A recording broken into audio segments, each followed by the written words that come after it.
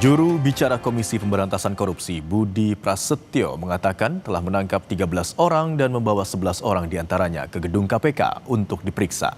Salah satunya adalah Bupati Rejang Lebong. Penindakan itu diduga berkaitan dengan praktik pemberian fee proyek di lingkungan pemerintah Kabupaten Rejang Lebong.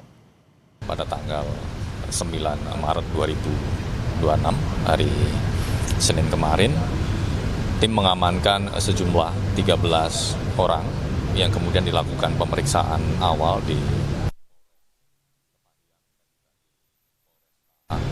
Bengkulu.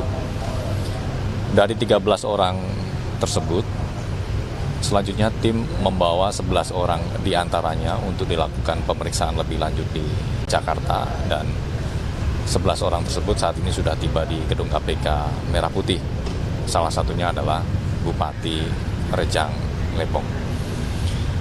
Dalam peristiwa tertangkap tangan ini diduga terkait dengan suap proyek di lingkungan Pemkab Rejang Lebong.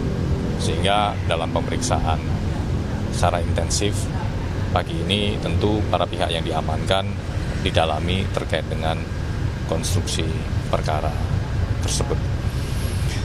Kemudian dalam peristiwa tertangkap tangan ini, tim selain mengamankan sejumlah pihak juga mengamankan barang bukti, diantaranya dokumen, barang bukti elektronik, dan juga uang tunai. Sebelumnya, Komisi Pemberantasan Korupsi melakukan operasi tangkap tangan terhadap Bupati Rejang Lebong bersama sejumlah